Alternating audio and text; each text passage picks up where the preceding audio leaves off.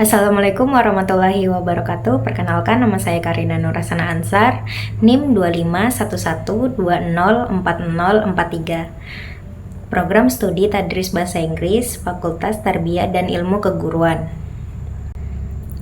Dengan video ini, saya ingin memenuhi tugas ujian tengah semester mata kuliah Filsafat Umum dengan dosen pengampu Bapak Dr.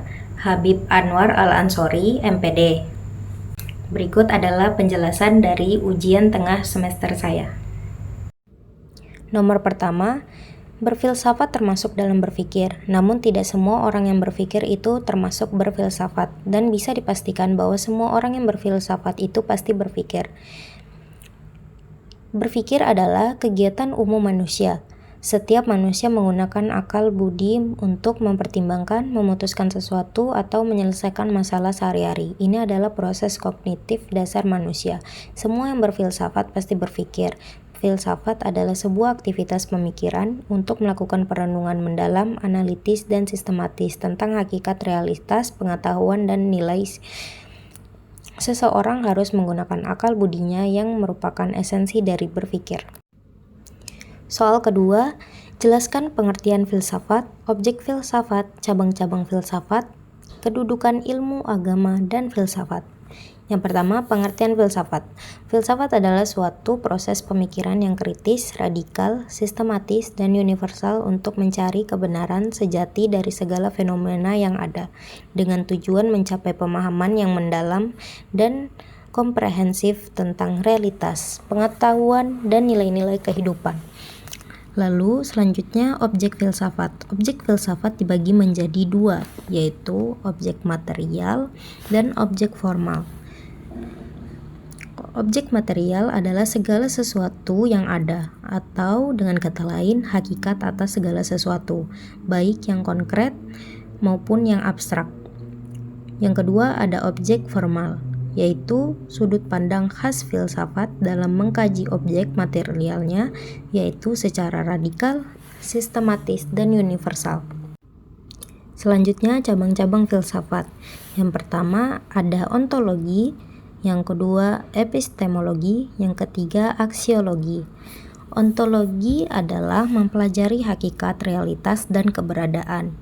Epistemologi mempelajari hakikat pengetahuan, sumber, metode, dan batasan pengetahuan manusia. Yang ketiga, aksiologi mempelajari hakikat nilai, yang dibagi menjadi tiga, yaitu etika, estetika, dan logika. Selanjutnya, kedudukan ilmu, agama, dan filsafat. Yang pertama, agama. Agama berbasis pada wahyu dan keimanan, atau kebenaran mutlak atau dogmatis. Yang kedua, ilmu. Ilmu pengetahuan berbasis pada metode ilmiah, pengalaman empiris, dan rasio atau kebenaran objektif atau faktual.